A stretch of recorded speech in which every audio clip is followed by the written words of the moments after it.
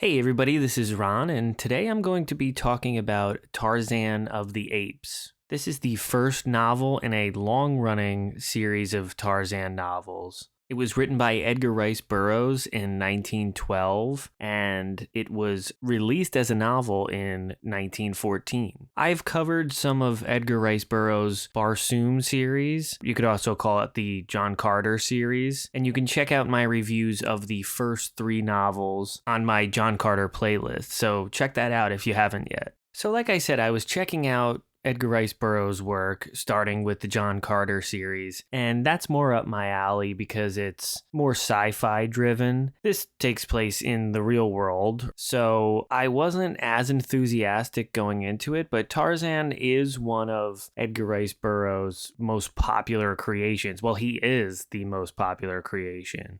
So I thought I'd give it a chance, and I ended up really enjoying it. This book not only goes through Tarzan's early life, but it also goes back even further and tells the origin of how he got there. His parents, John and Alice Clayton, are on a ship and they end up getting marooned in the coastal jungles of Africa. And this happened because there was a mutiny on their ship. One of the men who committed the mutiny lets them go. So they're pretty much stranded in Africa, and John Clayton ends up building a cabin for them in the woods. And this is how they survive for as long as they do. And although John and Alice Clayton are able to survive for a pretty long time, it ends up being a pretty dark story. And when people think of Tarzan, they think of a lot of Disney productions and cartoons. There have been many movies based on this character. But I was surprised how dark the original material is. It's pretty realistic that after a while, two human beings wouldn't really be able to survive in the jungle. And Edgar Rice Burroughs does a really good job describing the danger, and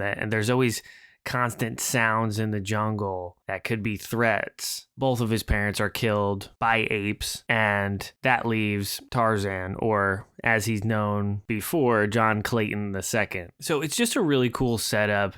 The one thing that I really like that Edgar Rice Burroughs does is he gives the apes their own language and he gives them names. So they're actual characters. It's not just like, I feel like it would have been boring if they didn't have names and they didn't have certain personalities. Whether that's realistic or not, it works for the story. So basically, this ape named Kala or Kayla, I'm not sure how it's pronounced, she loses her child. Her child is killed before she goes to the cabin, and she ends up replacing her dead baby with John Clayton II, or Tarzan, and she ends up raising him in the jungle. And it's just such an interesting premise to think about. I do wonder if that actually happened in real life, if a human being was raised in the jungle, if it would adapt as well as something like an ape.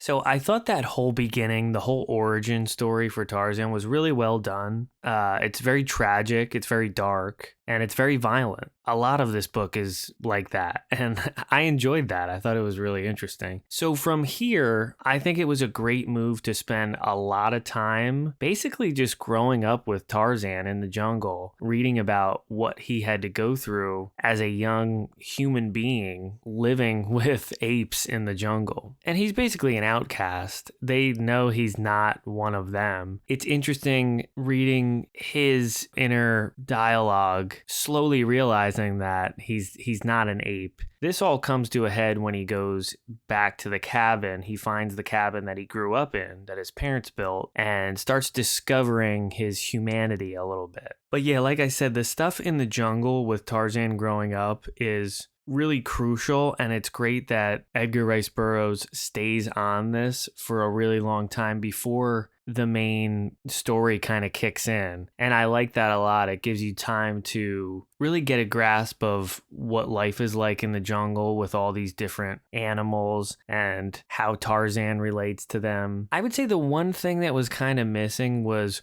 one main antagonist for Tarzan in the book, And I know that probably happens later on in this series. This is only the first book, so you really have to just establish Tarzan as a character. And there are animals and humans that Tarzan has to go up against. For example, Kerchak, the leader of the ape civilization that he's living in, ends up butting heads with Tarzan, and then they finally go at it, which I thought was really epic and well done. That kind of makes the other apes respect Tarzan, even though he's not one of them. There's also a really sad moment when Kala gets killed by a man from a tribe in the jungle, and Tarzan has to go out and I guess really just seek revenge. But yeah, other than those two instances, I don't feel like there's a main bad guy, which I guess is fine. I think that's what I thought was going to happen going into this book. I thought it was going to be pretty clear cut. There was going to be some sort of hunter or something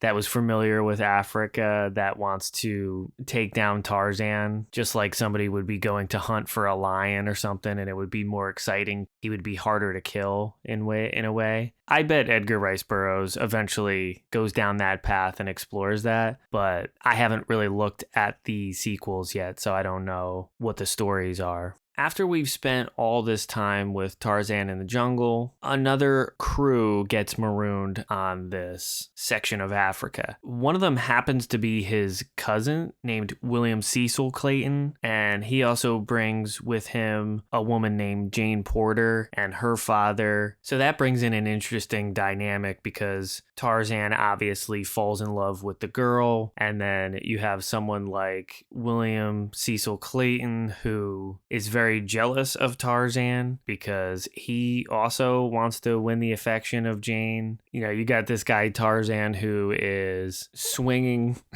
from trees and can basically do anything in the jungle. Obviously, someone like Jane would be attracted to that. But yeah, that whole part is really weird because Tarzan is very forward. He's acting like an ape. So it's just hilarious. Well, first of all, he learns how to read and write from going to his dad's cabin and looking through all his materials, looking through his books. But I just thought it was hilarious when he finally writes Jane a note and it says, "I am Tarzan of the Apes. You are Jane Porter. I saw it in your letter. I am yours. You are mine. Live with me together in my house forever. I love you." And it's like, whoa, Tarzan, slow down, buddy. I feel like that would scare the shit out of Jane Porter, but she likes it and they spend some time in the jungle together. Let's talk about some of the other characters. I didn't like Jane Porter's dad. He was kind of annoying. The whole tut-tut thing he kept saying was a little weird. And I know this book was written in 1912, so there's going to be some instances of, language or slang that we don't use today. But overall, it wasn't like it was hard to understand or anything.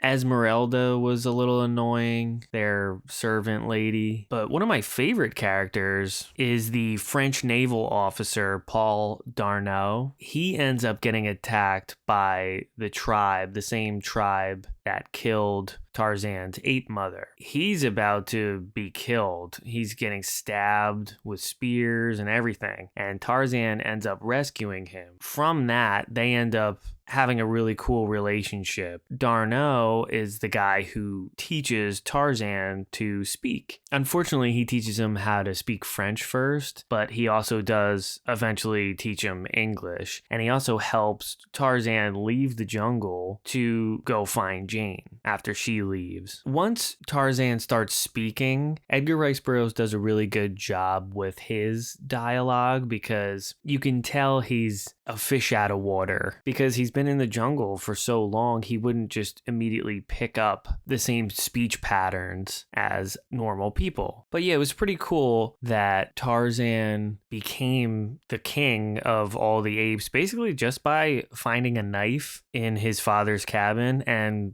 using some rope. The ending was pretty solid. Jane ends up basically giving in to William Cecil Clayton and saying that she'll marry him. You can tell that she still has feelings for Tarzan, but she just goes with the flow on that one. I like that Darnau helps Tarzan find out who he is. Once he finds out that he's a Lord Greystoke, you would think that he would tell William Cecil Clayton, but he doesn't, and that's a cool turning point for the character. He doesn't really care about the money. He just wants Jane to be happy, so he doesn't really say anything. And I think that's a cool place to leave off for the next one, because I don't know if he's going to get his inheritance or what he deserves from his family, from his lineage. You got to think a guy who lived in the jungle for the first 20 something years of his life probably doesn't care about material things that much. So it makes sense. So yeah, I really liked this first book. It was a really good read, really fast paced, very violent. I liked that. Like I said, some of the stuff in the jungle was really cool. I liked all the time spent there before the other humans arrive. And it was just very entertaining. The only thing that's a little intimidating is there are so many sequels after this. I looked at a list of all of them. Apparently, Edgar Rice Burroughs kept writing them all the way into the 1940s because Tarzan was such a popular character. So I don't know if I'll get to them all. I'll try, but we'll see. Maybe just some of the good ones. I'm sure the quality drops off at some point, but yeah, as of now, I'm excited to read the next one. It was a fun read. I would check it out if you haven't. It's a classic. So please be sure to like and subscribe if you're enjoying this content, and thanks for watching. Hey everyone, it's Ron here with a quick announcement. When I started this channel, I was reading and reviewing the Dune books and other sci-fi related material, and most of you might not know that I'm also a musician. So when I was reading these sci-fi books, I started to get inspired and decided to make my own soundtrack to use for my videos, and now I'm excited to tell you all about the first volume in the Ron Reviews original soundtrack collection. This album includes the first 17 tracks featured on my channel, and it's available now exclusively on Bandcamp. Be sure to check the description of this video for the link to the album. Thanks so much for the support so far. I know I'm just starting out, but I hope you're having as much fun as I am. So check out the original soundtrack Volume 1 on Bandcamp. This music is great if you want something moody and atmospheric to listen to while you're reading some science fiction. I think you're going to love it. Thanks.